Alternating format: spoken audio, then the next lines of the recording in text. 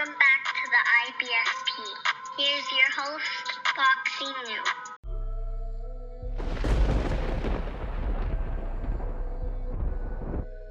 Welcome back, fight fans. Welcome back to the first edition of the narrative series where we debunk narratives, and we start with Julian Crockett.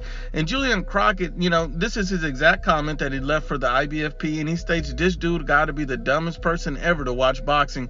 Gervonta is not an elite boxer. Hey, you guy talking on the video, I'm going to need you to run full speed into a brick wall. LOL, stupid. So, he's very upset and, a little bit emotional that we don't think that Gervonta Tank Davis is an elite boxer. So let's see if the facts add up with the narrative he's pushing. So let's just be honest and unbiased. And Julian Crockett, the one thing I will say about you is your profile picture. I can't tell which one of you is the man and which one of you is the woman. Let's be honest and unbiased. But let's keep it going. We look at Gervonta Tank Davis and, we look at his track record. We see what he is. He's 25 years old. Gervonta Tank Davis, he's a two-weight world champion. So, I give Gervonta Tank Davis that he's a two-weight world champion. He has power. He has some speed. So I give Tank those things because he deserves the credit for what he has accomplished.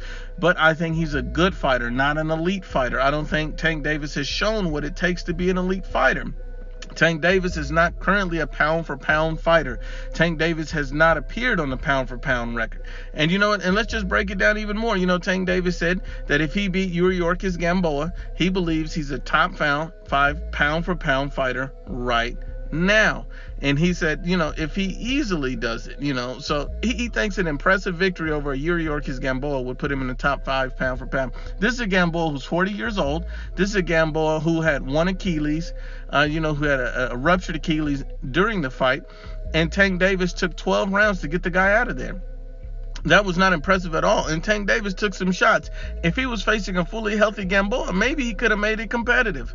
Who knows? And at the end of the day, look, Tank Davis' exact quote said, if I do, it would tell that I'm a top 5 pound for pound for sure. But this is against a guy who's nowhere near in a pound for pound himself. So, how can you even judge that? This is not an elite opponent to have on your resume. The only credit you get for Gamboa is when Terrence Crawford fought him. When Terrence Crawford fought the guy undefeated, when he was in his prime, when the guy was feared.